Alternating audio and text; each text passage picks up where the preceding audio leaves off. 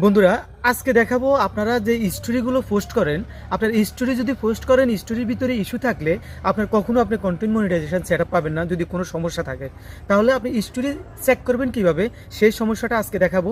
আমি ভিডিওর ভিতরে স্ক্রিনের উপরে দেখিয়ে দিব, আপনারা কন্টিনিউ করবেন, ভিডিওটা স্কিপ করবেন না, ভিডিওটা দেখলে বুঝতে পারবেন। আসুন আমি প্রথমত ঢুকে যাই, ফেসবুক অফিসিয়াল অ্যাপসে ঢুকবেন।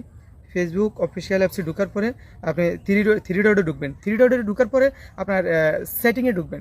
সেটিংয়ে ঢোকার পরে আপনি ঢুকবেন, স্ক্রল করেন, স্ক্রল করে একটু নিচের দিকে যাবেন, একটু নিচের দিকে যে অ্যাসেট মেনে ঢুকবেন। অ্যাসেট মেনে ঢোকার পরে অ্যাসেট মেনে ঢুকলাম, অ্যাসেট মেনে ঢোকার পরে প্রথমে এটাতে ক্লিক করবেন। ক্লিক করার পরে আপনি স্টোরেজ স্টোরেজ এখানে ক্লিক করবেন। এখানে ক্লিক করার সাথে সাথে দেখবেন আপনি যদি প্রত্যেকটা ফটোর ভিতরে, প্রত্যেকটা ভিডিওর ভিতরে, প্রত্যেকটা পোস্টের ভিতরে যদি এখানে শো করবে, এভাবে যদি ব্লু টিকমার্ক থাকে তাহলে বুঝতে হবে যে আপনার এই ভিডিওটা ঠিক আছে। যদি হলুদ বা লাল বা অন্য রকমের অন্য কোনো যদি এখানে থাকে, চিহ্ন থাকে, তাহলে বুঝতে হবে আপনার ভিডিওতে সমস্যা আসে।